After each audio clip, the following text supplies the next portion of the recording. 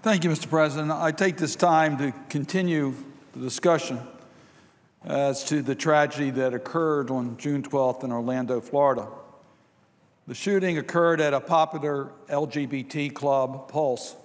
The club owner, Barbara Pumo, lost her brother to the AIDS epidemic.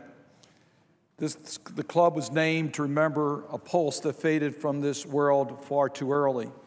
Pulse was not just a place to socialize. It was a refuge, a place of acceptance and solidarity, where members of the Orlando LGBT community could be themselves without judgment. That an attacker would target this venue, especially during Gay Pride Month, is a horrific tragedy and a senseless loss of human life. My deepest sympathies are with those killed and injured in this terror attack, along with their families and loved ones. My thanks go out to the first responders who saved lives in the midst of such danger. This attack and others like it in recent years tears at our hearts and leaves us angry, frustrated, and confused. We as a nation must resolve to stop those who wish to do harm to Americans from committing and encouraging acts of terror. The Orlando shooter apparently subscribed to an extreme system of beliefs that led him to carry out this heinous attack. No religion condones or encourages such violence and killing. We must reject any ideology that leaves room for discrimination and dehumanization to a point where someone could commit these types of acts. No one should ever fear for their life simply for being themselves or expressing who they are as an individual. American values of tolerance, compassion, freedom, and love for thy neighbor must win out over hate, intolerance, homophobia, and xenophobia. The time for talk is over. We as a nation and as a community, as an American family, must take actions to change minds, change hearts, and finally change policies. The attack in Orlando was a terror attack and a hate crime. We can stop others and save lives by taking immediate action. Mr. President, I was disappointed that we missed opportunities to do that yesterday with sensible gun safety amendments. I co-sponsored the Murphy Amendment, which would have created a system of universal background checks for individuals trying to buy a gun. The amendment would have ensured that all individuals who should be prohibited from buying a firearm are listed in the National Instant Criminal Background Check System and would require a background check for every firearm sales. We know that there's loopholes today. Why do we allow those loopholes to continue? It should not matter whether you buy a gun at a local gun store or at a gun show or on the internet. You should have to pass a background check so we can make sure the guns are kept out of the hands of people who should never have one. This amendment would have helped keep guns out of the hands of convicted felons, domestic abusers, and seriously mentally ill who have no business buying a gun. Studies have shown nearly half of all current gun sales are made by private sellers who are exempt from conducting background checks. It makes no sense that felons, fugitives, or others who are legally prohibited from having a gun can easily use a loophole to buy a gun.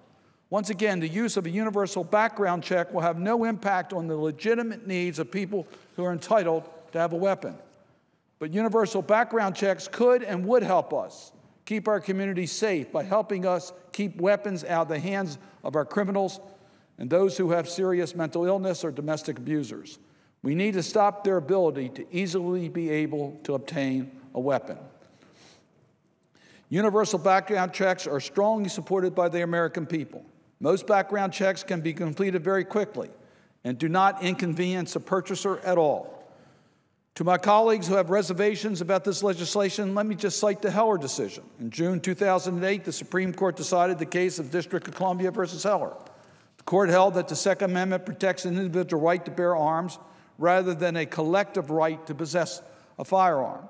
The court also held the Second Amendment right is not unlimited, and it's not a right to keep and carry any weapon whatsoever in any manner and for any purpose. Justice Scalia wrote for the court in that case, and I quote, "Nothing in our opinion should be taken to cast doubt on the long-standing prohibitions on the possession of firearms by felons and the mentally ill, or laws forbidding the carrying of firearms in sensitive places such as schools or government buildings, or laws imposing conditions and qualifications on the commercial sale of firearms.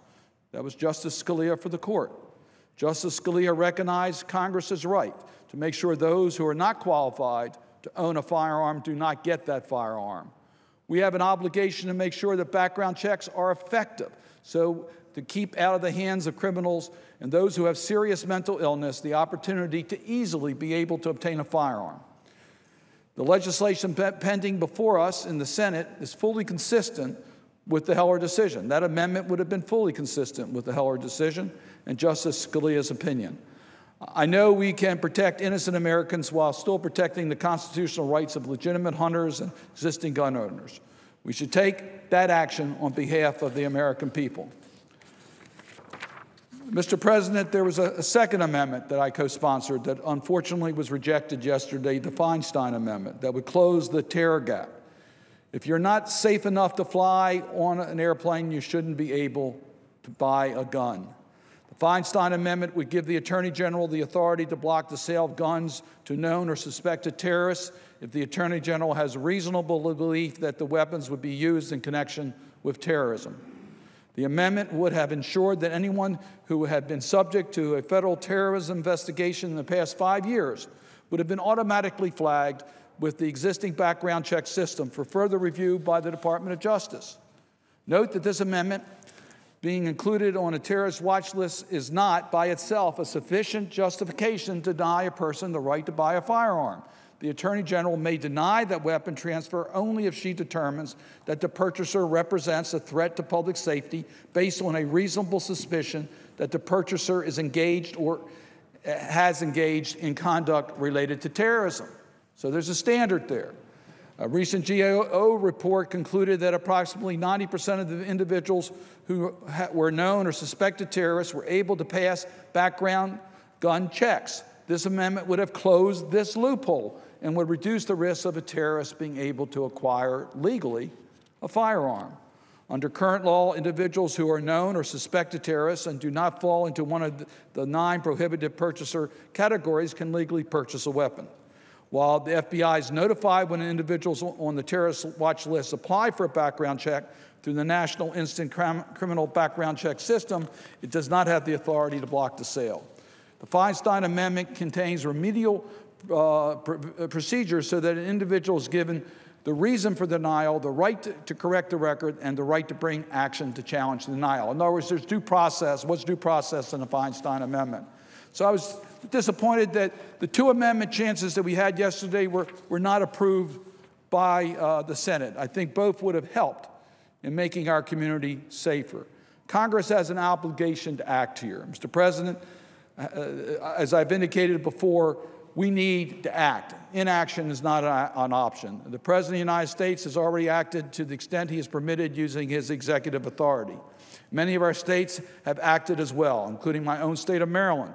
But we need a national law that applies in all 50 states to avoid criminals, terrorists, domestic abusers, and others who should not get their hands on a gun from simply driving to a nearby state with less restrictive gun laws and being able to acquire a weapon legally. I encourage my colleagues to continue to work on a compromise legislation on the issue of universal background checks and terror watch lists. Congress should also act to ban assault-type weapons which have no legitimate civilian use, and we should ban the sale of high-capacity magazines which only increase the level of carnage in a mass shooting. The time for action is now. We cannot wait.